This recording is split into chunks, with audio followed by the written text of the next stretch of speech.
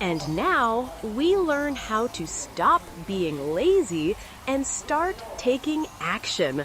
We talk about motivation, small habits, and how to avoid distractions like phones. You will learn useful English words to help you describe your feelings and reach your goals. Now, let's watch and start today. Hi, everyone. Welcome back to Learn English Every Day. I'm Anna, and here with me is the energetic and always cheerful Eric. Hello, everyone. Anna, are you ready to talk about a topic that affects all of us sometimes? I think I know. Is it laziness? Bingo. Today's episode is called Stop Being Lazy, Take Action Today. So, Anna, why do you think people feel lazy sometimes? I think it's because they feel tired or overwhelmed by too many tasks. But before, if you enjoyed this episode, don't forget to subscribe, like, and share the channel. Your support helps us reach more English learners around the world. Laziness can sneak into every part of life: work, school, even simple daily chores. It's like a wall that stops you before you even start. That's right. And today, we'll explore why laziness happens and what we can do to overcome it. Let's start with the root causes. One main reason people feel lazy is a lack of motivation. Right. Motivation is the reason or drive to do something. Without it, it's easy to procrastinate. Another big reason is fear. People are afraid of failing, so they don't even try. Very true. Studies show that fear of failure is one of the main reasons people don't start new projects. A simple way to overcome this is by breaking big goals into smaller, manageable steps. For example, instead of saying, I want to be fluent in English in 6 months, you can say, I will practice speaking for 10 minutes every day. That's such a good point. Small steps are easier to start and help build confidence. Routines and habits are another key factor. Having a daily routine keeps your body and mind consistent. Right. Building small habits can create momentum.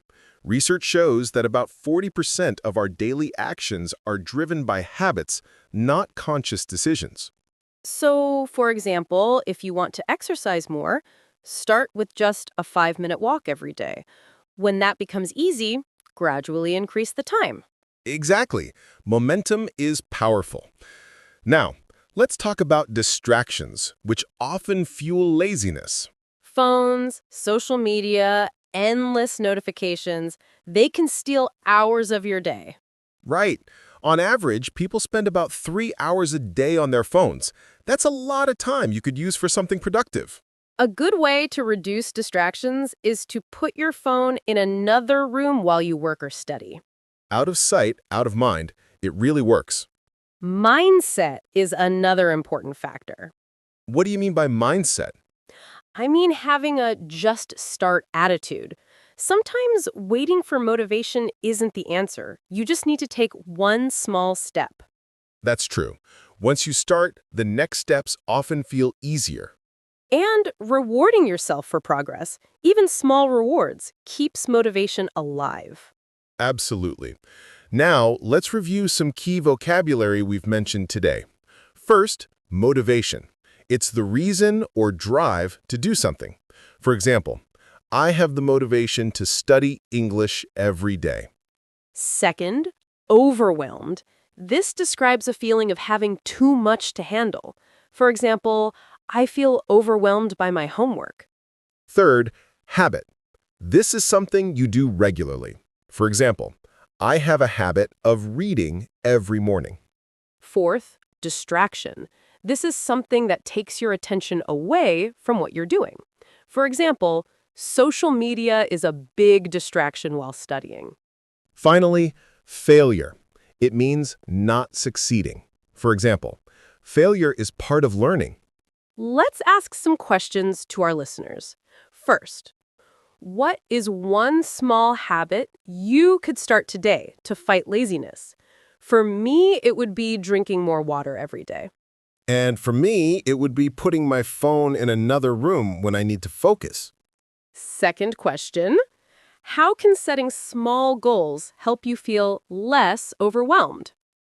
Small goals feel more manageable and easier to start. Big tasks can feel scary, but small steps are simple. Exactly. Breaking tasks into smaller steps really helps. Now, let's look at some fun facts and research about laziness. Anna, did you know there's a concept called productive procrastination? Wait, productive procrastination? How is procrastination productive?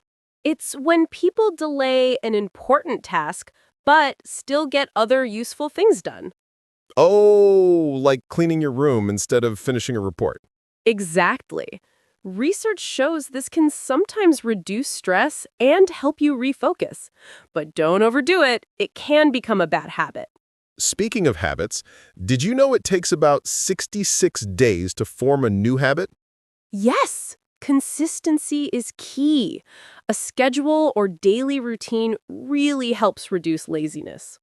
Another reason for laziness is lack of purpose. When we find meaning in our work, motivation becomes much easier. That's true.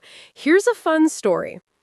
Albert Einstein was often called lazy as a child. No way! But look at him, one of the smartest people in history. Exactly.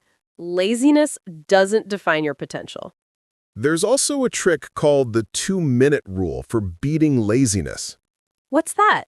The idea is to start a task that takes just 2 minutes. Make it so easy that you can't say no. For example, if you want to exercise, just put on your workout shoes. That's clever. Once you start, it's easier to continue. And science supports it. Small achievements motivate your brain to keep going. Speaking of motivation, here's a story about Thomas Edison. I love Edison stories. What happened?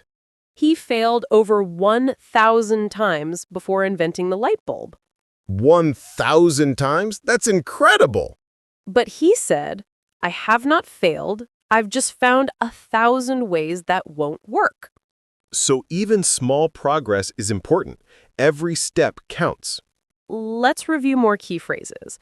Time management, organizing your time effectively. Prioritize tasks. Decide what is most important and do it first. Focus, pay full attention to what you're doing. Take action. Start doing something instead of just thinking. Step by step, do things slowly and steadily. Why is prioritizing tasks important? It helps you focus on what matters most and avoid wasting time on less important things.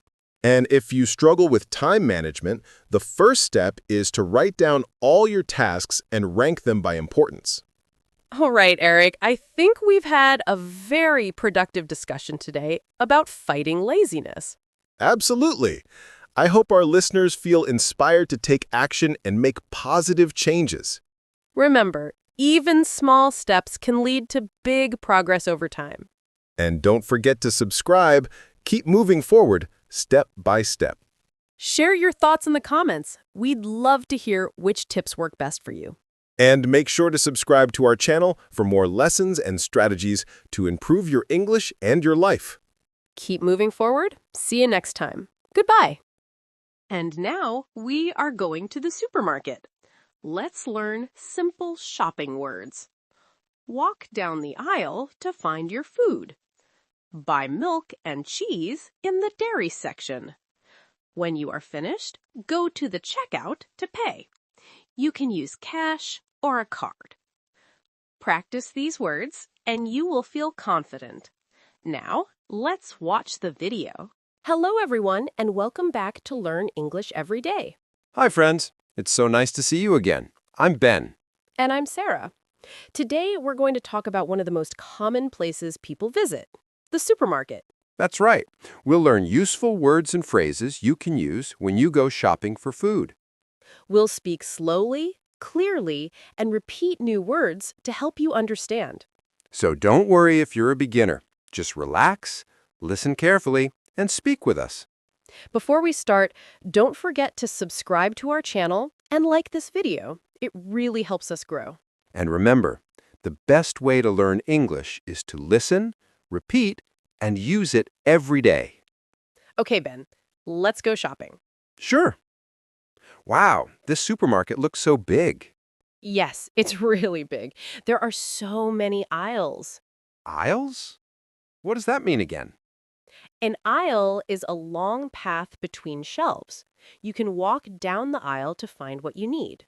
Oh, like a small road inside the supermarket. Exactly. What should we buy first? Let's start with fruits and vegetables. They're always at the front of the store. Look at all these colors.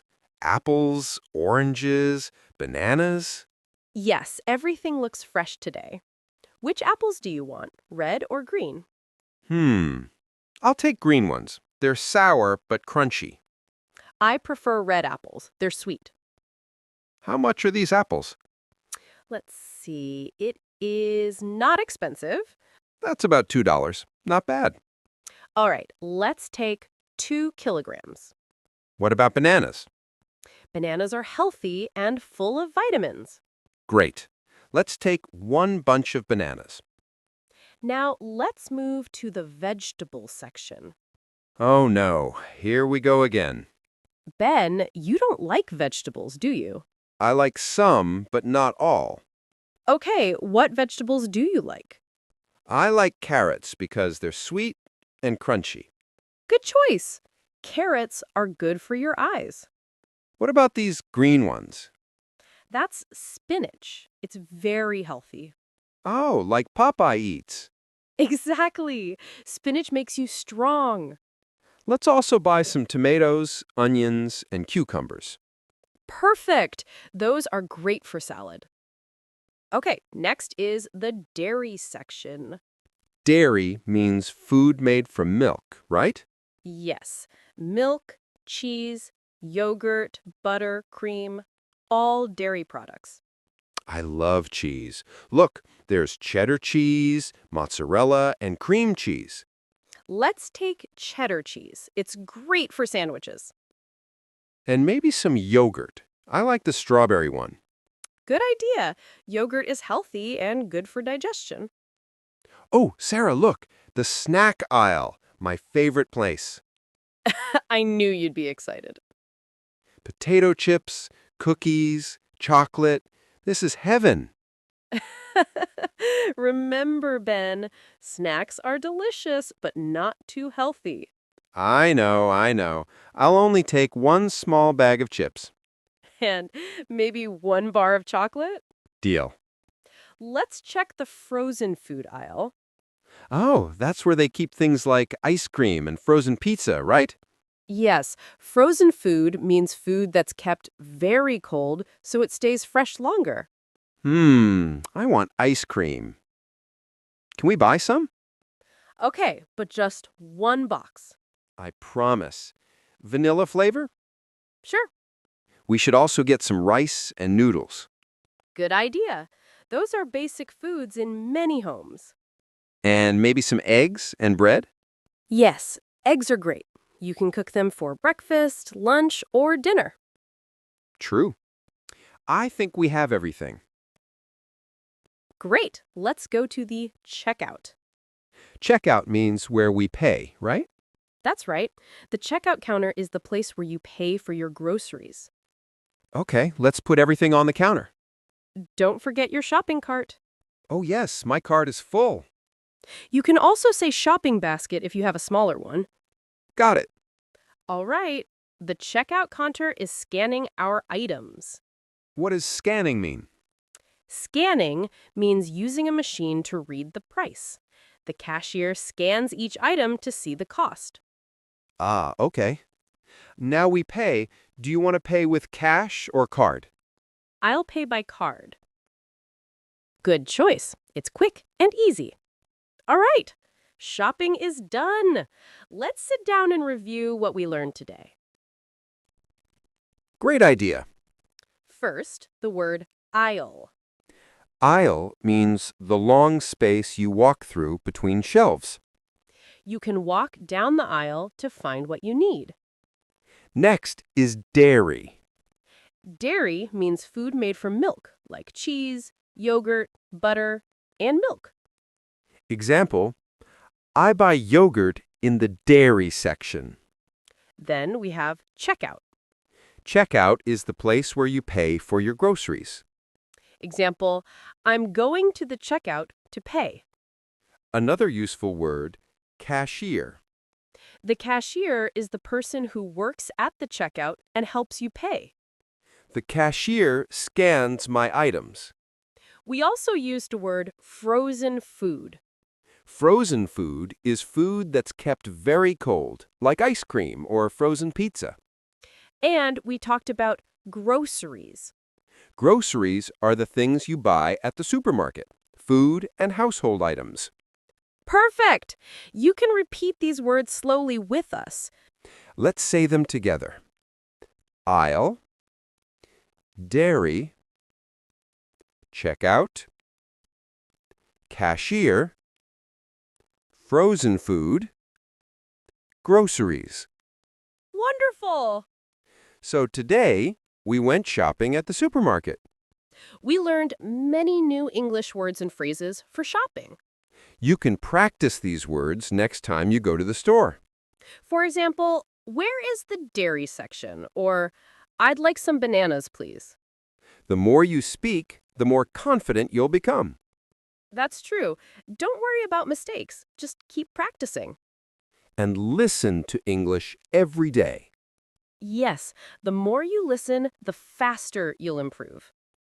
All right, friends, that's all for today's episode of Learn English Every Day. Thank you so much for learning with us. Don't forget to like this video, subscribe to our channel, and share it with your friends. See you next time. Bye, everyone. All right, now we share simple ideas to help you overcome the fear of speaking English. We talk about changing your mindset to focus on communication, starting with very small steps, and finding a safe space to practice with kind people. Let's watch the video and start speaking with confidence today. Hello, and welcome to Learn English Every Day. I'm so happy you're here. My name is Julia. And today we're going to talk about something very important, something that almost every English learner feels at some point. Fear. The fear of speaking English. Maybe you feel nervous when you speak. Maybe your heart beats fast. Maybe you worry that people will laugh or not understand you. Maybe you feel shy. Or you think your English is not good enough. If you feel this way, you are not alone. But if this is your first time listening, don't forget to subscribe to our channel so you can keep learning English with us every day. Many people around the world feel the same, even confident people, even teachers. Even native speakers sometimes feel nervous when they speak. So today, I'll help you understand why we feel afraid and show you how to stop being afraid to speak English. I'll give you simple, practical steps you can start using right after this episode. So take a deep breath, relax, and let's begin. Why are we afraid to speak English? There are a few common reasons. First, we are afraid of making mistakes. We think, what if I say something wrong? What if my grammar is bad? What if they don't understand me? Second, we compare ourselves to others. We hear someone speak English fluently and think, wow, they're so good. I can't do that. And third, we are afraid of judgment. We imagine that people will think our accent is strange or our English isn't perfect. But here's the truth. No one speaks perfectly. Even native speakers make grammar mistakes. Even teachers forget words sometimes. Even I make mistakes. The goal is not to speak perfect English. The goal is to communicate, to express yourself, to share your ideas, to connect with people. So the first step is to change how you think. Don't say, I'm bad at English. Say, I'm learning English. Don't say, I'm afraid to make mistakes. Say, every mistake helps me grow. When you change your thoughts, you change your confidence. Let's be honest. Mistakes are part of learning. When you were a baby learning to walk, you fell many times, but you didn't stop walking. You got up and tried again. It's the same with English. When you make a mistake, you are not failing, you are practicing. Say this with me. Mistakes mean I'm learning. Good. One more time. Mistakes mean I'm learning. Every mistake you make is a lesson. Next time you forget a word or use the wrong tense, smile and think, good, I just learned something new. If someone corrects you, say, thank you. That's one step closer to fluency. If speaking English in public feels scary, start small. You don't need to talk to native speakers right now. Start in a safe, quiet place. For example, you can talk to yourself in English. Yes, talk to yourself. When you wake up, say, good morning, how are you today? When you cook, say what you're doing. I'm making breakfast. I'm cutting bread. I'm pouring tea. When you go for a walk, describe what you see. The weather is nice today. I see children playing. I hear birds singing. This kind of practice builds confidence because there's no pressure, no one to judge you, no one to laugh. Then, when you feel ready, talk to someone you trust, a friend who is also learning English, a classmate, or even an online partner. The more you speak, the less afraid you become. Courage doesn't mean you have no fear. Courage means doing it even when you're afraid. Sometimes we feel afraid because we don't know what to say. Our mind goes blank.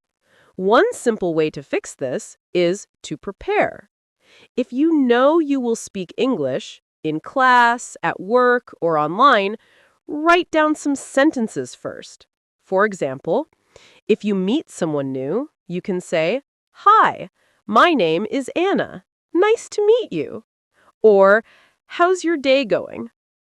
If you are in a meeting, you can say, "I agree with that idea."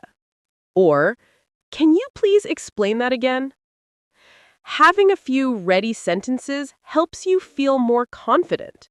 You don't have to remember everything. Just prepare small language tools you can use anytime. Over time, these sentences become natural and automatic. When we focus too much on grammar or pronunciation, we become tense. Our brain freezes.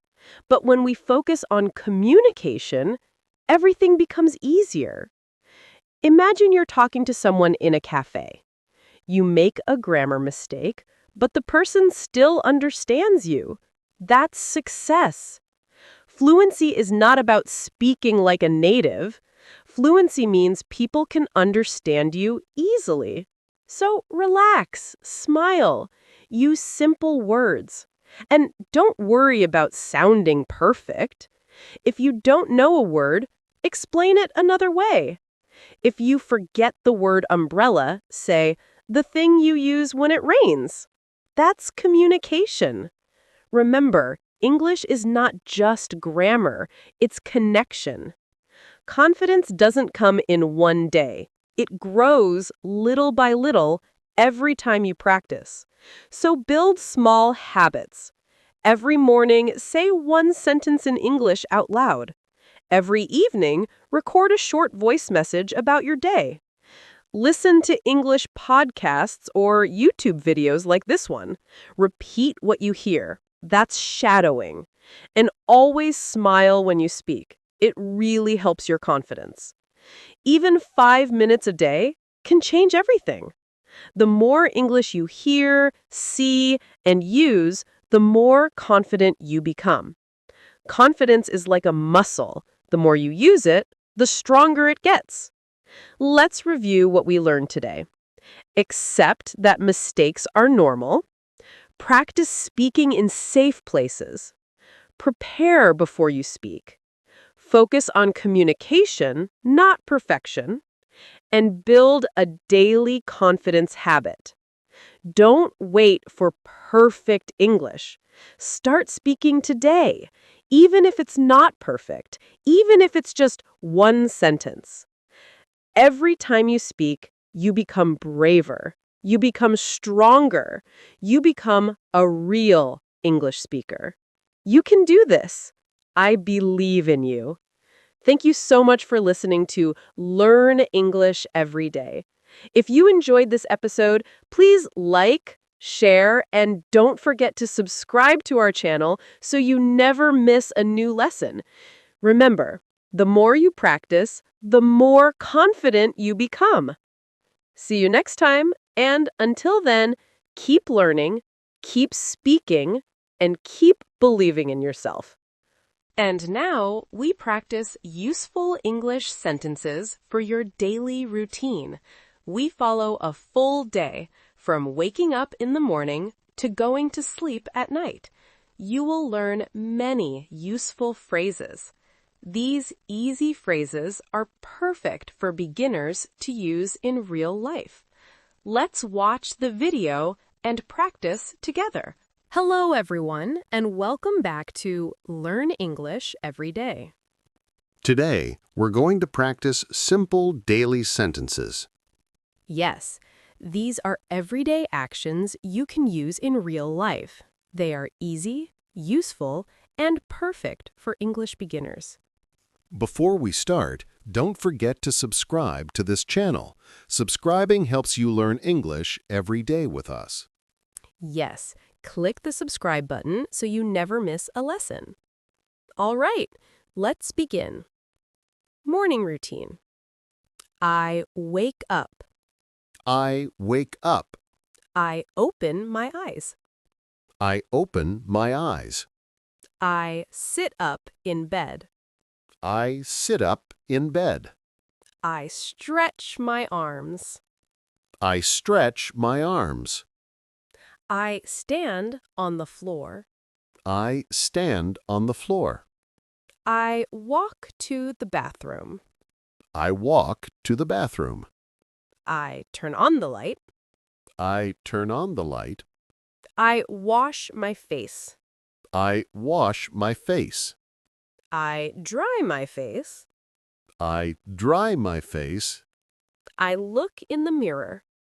I look in the mirror. I pick up my toothbrush. I pick up my toothbrush. I brush my teeth. I brush my teeth.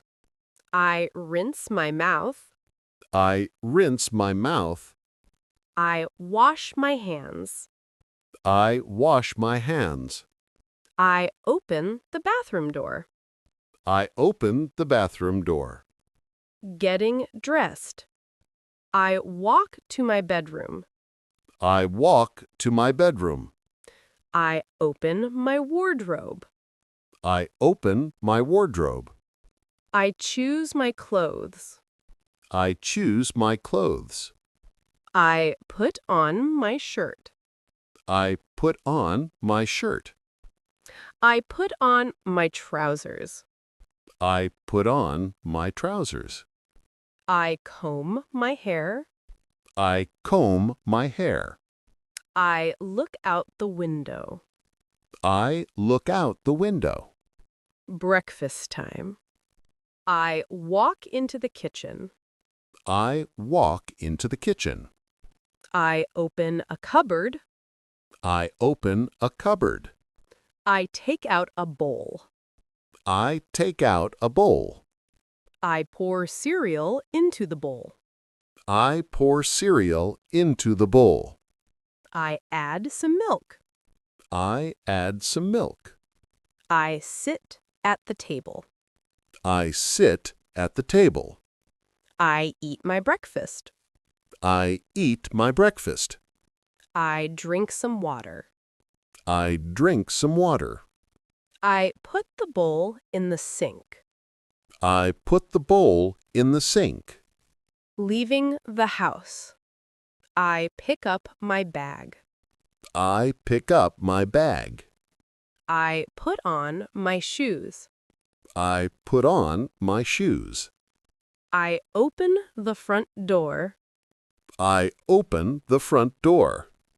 I step outside. I step outside. I lock the door. I lock the door. I walk down the street. I walk down the street. I look at the sky. I look at the sky. I breathe the fresh air. I breathe the fresh air. On the way, I cross the road carefully.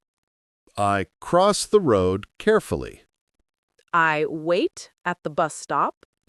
I wait at the bus stop. I get on the bus. I get on the bus. I sit by the window. I sit by the window. I look outside. I look outside. I watch the cars. I watch the cars. I watch the buildings. I watch the buildings. I get off the bus. I get off the bus. Work time. I walk into my workplace. I walk into my workplace. I sit at my desk. I sit at my desk. I turn on my computer. I turn on my computer. I read my emails. I read my emails. I write a message. I write a message. I take a short break. I take a short break.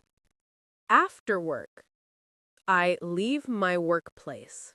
I leave my workplace. I walk to the park. I walk to the park. I sit on a bench. I sit on a bench. I rest my legs. I rest my legs. I watch the birds. I watch the birds. I listen to the wind. I listen to the wind. Evening at home. I walk back home. I walk back home. I unlock the door. I unlock the door. I enter my home. I enter my home. I take off my shoes. I take off my shoes. I sit on the sofa. I sit on the sofa. I relax my body. I relax my body. I turn on the TV. I turn on the TV.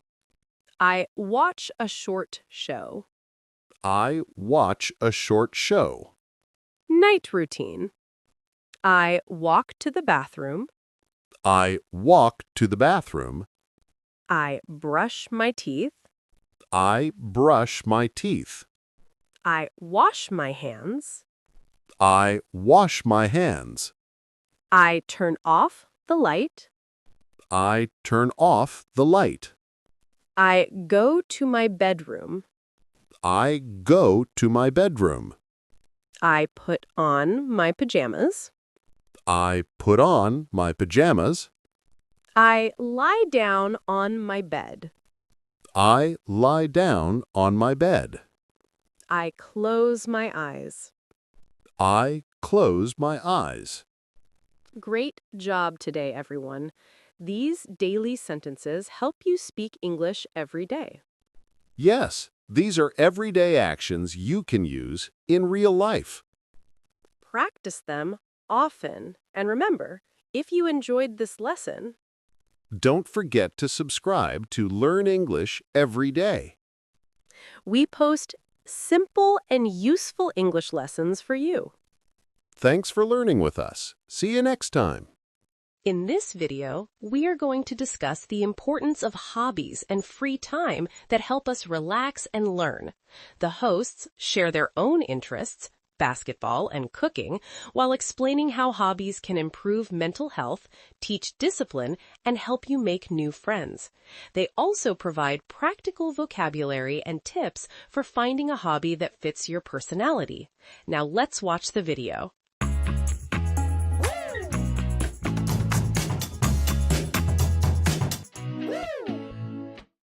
Hello, everyone, and welcome back to Learn English Every Day. Hi, friends. It's great to see you again. I'm Eric. And I'm Anna. We're so happy you're here with us today. Today's topic is fun and full of energy. We're talking about hobbies. Yes, hobbies are things we love to do in our free time. They help us relax, learn, and enjoy life more. Before we start, don't forget to subscribe to our channel and like this video. It really helps us grow. So, Eric, what's your favorite hobby? I'd say playing basketball. I love the feeling of being active and playing with friends. Oh, that sounds fun. Do you play often? Yes, I try to play twice a week. It helps me stay healthy. What about you, Anna? I love cooking. Trying new recipes makes me happy. Oh, cooking. That's a great hobby. You can eat your art, right? Yes, and I get to share it with my friends and family. So, what exactly is a hobby?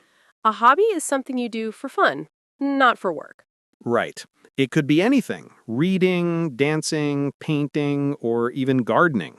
Some people like collecting things like stamps, coins, or postcards. Others enjoy physical hobbies like running or swimming. And there are creative hobbies too, like drawing, singing, or writing stories. So many options. There's something for everyone. You know, Anna, hobbies are also good for our mental health. Oh, yes, that's a great point. They help us relax and forget stress. When we do something we enjoy, we feel calm and happy. Exactly. And hobbies can also teach us patience and focus. For example, when I practice basketball, I learn teamwork and discipline. And when I cook, I learn creativity and planning. Let's teach our listeners some hobby vocabulary. Great idea. Let's go. To relax. That means to rest and feel calm. Creative means using your imagination to make something new. Focus means to give your full attention to something. And free time, the time when you're not working or studying. Perfect. Now let's use them in short sentences.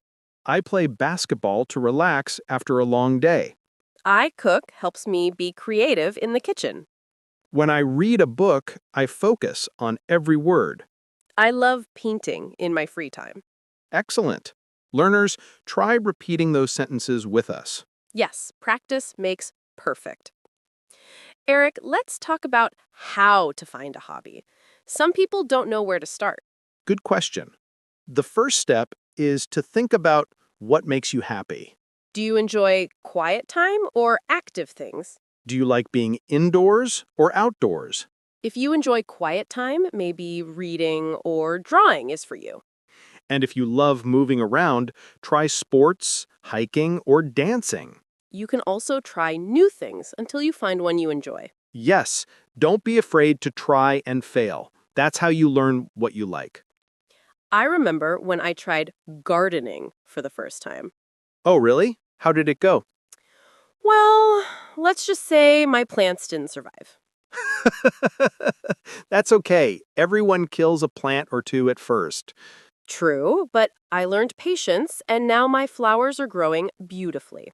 That's awesome. See? Practice works. Another great thing about hobbies is making new friends. Oh, yes. You can meet people who enjoy the same thing. Like joining a football club, a cooking class, or an art workshop. It's fun and social at the same time. And you can also learn from others. That's right. For example, I joined an online cooking group. People from all over the world share recipes and photos. That's cool. So hobbies can connect us even across countries. Eric, what hobby do you want to try in the future? I think photography. I love taking pictures of nature. That's a great choice. Photography helps you see beauty everywhere. Yes, and it makes me more observant. How about you, Anna? I want to learn to play the piano. Whoa, nice. Music is such a powerful hobby. Yes, it expresses emotions and helps you focus. I agree. And maybe one day you can play a song on the show. Maybe, but not yet. I need a lot of practice first. Now, let's talk about balancing hobbies and daily life. That's important. We all have busy lives: work, school, family. Yes, but we should still make time for hobbies. Even 15 minutes a day is good. Right. I usually play basketball for a short time after work. And I cook dinner every night, so it's both a hobby and a daily activity. Nice. You can also listen to English podcasts while walking or cleaning. That's true. Combining hobbies with learning is smart. Let's give our listeners some tips for keeping their hobbies fun. Tip number 1, don't stress. A hobby should be relaxing, not stressful. Tip number 2, set small goals. For example, read one chapter a day or draw one picture a week. Tip number 3, share your progress. Show your friends what you've done. That's a good one. Sharing makes you proud and motivated. Tip number 4, learn continuously. Watch videos, read books, or take classes.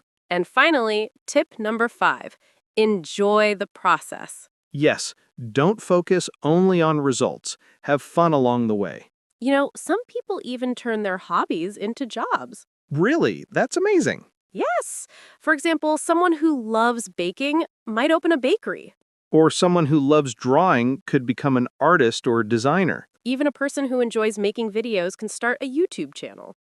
How like us. Exactly. We love teaching English, and now it's our passion and our job. That's true. Doing what you love is the best feeling ever. Before we finish, let's review what we learned today. We talked about hobbies, what they are, how to find them, and how they help us.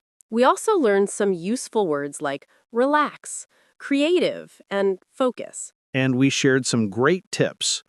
Try new things, make time, and enjoy the process. Hobbies make life more colorful and meaningful.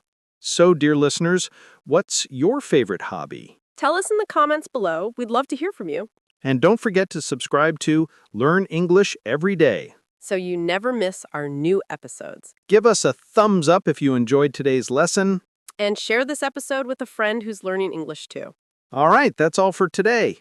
Keep learning, keep practicing, and keep having fun with English. And now let's talk about the power of positive thinking and how it can change your life. We discuss important words like mindset and perspective and learn how to stay calm when things go wrong. It is encouraging, easy to follow, and perfect for beginners. Let's watch and start thinking positively together.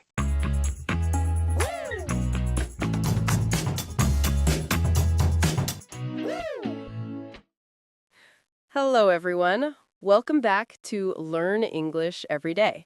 Today we're talking about something very simple but extremely powerful: positive thinking. A topic many people think they understand, but actually there's so much more to it. Yes, positive thinking is not just about being happy. It's about how you choose to see your life, how you respond to problems, and how you speak to yourself. And if you stay with us until the end, we will share one final tip that is honestly life-changing. And before we start, don't forget to like this video, subscribe to the channel, and leave one positive sentence in the comments. It can be something small, but small things make a difference. So, Anna, how would you describe positive thinking?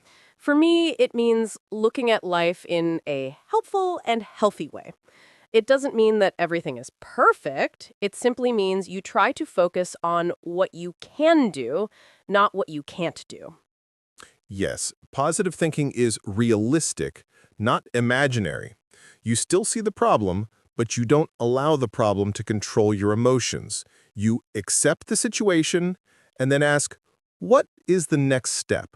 Exactly. And this mindset affects everything: your mood, your decisions, and even your relationships. Many people don't realize how much their thinking shapes their day. One example I like is this. Imagine you're late for work. Negative thinking says, my whole day is ruined. Positive thinking says, this isn't great, but I can still make the rest of my day better. Same situation, different mindset, completely different results. And for English learners, this is especially important. When you think negatively, learning becomes stressful. You feel shy, you feel scared to speak, you focus only on mistakes. But when you think positively, you feel more open and confident. Mistakes become learning, not failure. And this actually connects to a vocabulary word we can teach today. Mindset. Mindset means the way you think, the attitude you have.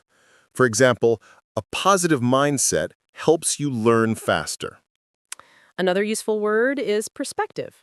Perspective means the way you look at something, your point of view. Two people can see the same situation, but their perspectives are completely different. Exactly. And sometimes simply changing your perspective makes your life easier. You stop asking, why is this happening to me? And start asking, what can I learn from this? That question is powerful because life isn't always smooth. Sometimes things go wrong. Sometimes you feel tired, lost, or unmotivated. And positive thinking is not about pretending everything is okay. It's about staying strong and calm while facing challenges. And speaking of challenges, we should talk about toxic positivity. This is another vocabulary item. Toxic positivity means when someone forces themselves to be positive all the time, even when they have serious problems. That's not healthy. Yes, healthy positive thinking accepts reality. Toxic positivity ignores reality. For example, if someone is going through something extremely difficult and they just say, everything is fine, that's not real positivity. That's avoiding the situation. And avoiding problems doesn't solve anything. Positive thinking is about facing problems with courage and hope. Another helpful word here is acknowledge. It means to accept or recognize something. For example, I acknowledge that this situation is hard, but I can still try my best. That's healthy positivity. I like that. And we can share some practical ways to develop positive thinking. One of the easiest is gratitude. Being grateful shifts your mind from what is missing to what you already have. Yes, and gratitude doesn't have to be big. It can be something simple, like, I'm grateful for my breakfast, or I'm grateful for my family. A gratitude habit can change the way your brain reacts to stress. And another good vocabulary word is self-talk. Self-talk means the way you talk to yourself in your mind. Many people say terrible things to themselves without noticing, but positive self-talk can calm your mind and help you make better choices. And it's interesting because the brain listens to your thoughts. If you tell yourself, I can't do this, your brain believes it. But if you tell yourself, I'm learning, your brain also believes that. Words matter. Something else that helps a lot is your environment. If you spend time with people who complain all the time or people who bring negative energy, your mind becomes heavy too. But being around positive people encourages you. Yes, positivity spreads. When someone believes in you, you also start believing in yourself. And you can be that positive person for others too. A kind word, a smile, or a little encouragement can change someone's entire day. And here's another vocabulary word, influence. Influence means the power to change or affect someone. Positive people influence your life in a good way. That's a good one. And speaking of positive influence, we also need to talk about focusing on what you can control. A lot of stress comes from things we cannot change, like the weather, traffic, or other people's actions. But when you focus on what you can control, you feel stronger. For example, you cannot control the mistake you made yesterday, but you can control what you do now. And many people forget this simple idea. They fight with things that are outside their control, and that creates more stress. Another useful word for learners is resilience. It means the ability to recover from difficulties, to bounce back. Positive thinking builds resilience. It helps you stand up again after falling. Yes, resilience grows when you face difficult moments with courage. When you say, "This is tough, but I'm tougher," you change your story. And now I think we should share the final tip, the most powerful one, the one we mentioned at the start. Yes, it's the tip that changed my life, and it's very simple. Be kind to yourself. Many people think positive thinking is about the outside world, but actually, it begins inside your mind. One kind sentence to yourself can change the direction of your whole day. If you treat yourself with patience and understanding, your mind becomes a safe place. And when your mind feels safe, positive thinking becomes natural. It doesn't feel like work anymore. So yes, positive thinking is not about living a perfect life. It's about choosing a helpful perspective, speaking kindly to yourself, and focusing on what you can control. And that's our conversation for today. Thank you for listening to Learn English Every Day. If you enjoyed this podcast style lesson, make sure to like, subscribe, and share it with someone who needs a little positivity today. Stay positive, stay strong, and we'll see you in the next episode. In this video, we talk about how to be more confident when speaking English. We share tips on how to stop overthinking, why mistakes are okay, and how to use body language to feel stronger. You will learn simple habits to help you trust yourself. Let's watch the video and build your confidence together. Hello, everyone, and welcome back to Learn English Every Day. I'm Anna, and I'm really happy you're spending your time with us today. And I'm Eric. Whether you're listening in the morning with your coffee, on your afternoon commute, or maybe winding down in the evening, welcome. We're so glad you're here. Today's episode is a really important one. It's something that, well, it's maybe the biggest challenge for English learners. I think so too. We're talking about something that happens inside. It's for anyone who has ever felt shy or nervous or just frozen when you have an opportunity to speak English. Yes, today we're talking about confidence. Not grammar, not vocabulary, confidence. Because you can know so many words, right? You can have a whole dictionary in your head, but if you don't feel confident, you won't use them. They just get stuck. Exactly. And if you're listening right now and thinking, that's me, please don't worry. You're in the right place. And this is a completely normal feeling. Let's just start by saying this very clearly.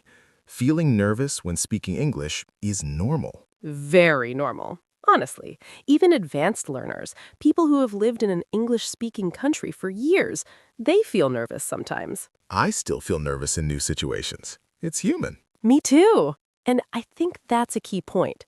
Confidence doesn't mean zero fear. It's not about being fearless. Right. It means speaking even when that fear is there.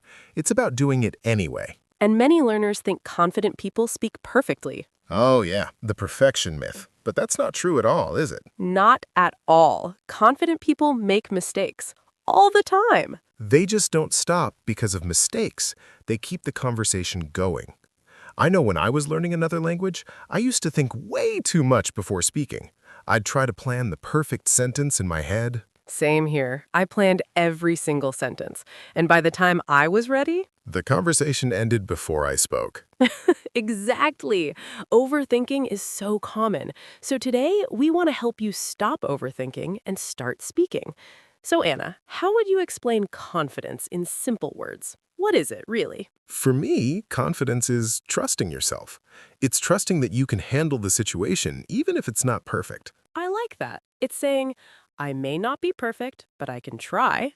I like that. It's saying, I may not be perfect, but I can try. Yes, and confidence is being okay with mistakes, knowing they will happen and it's not a big deal. Confident people don't wait to be ready.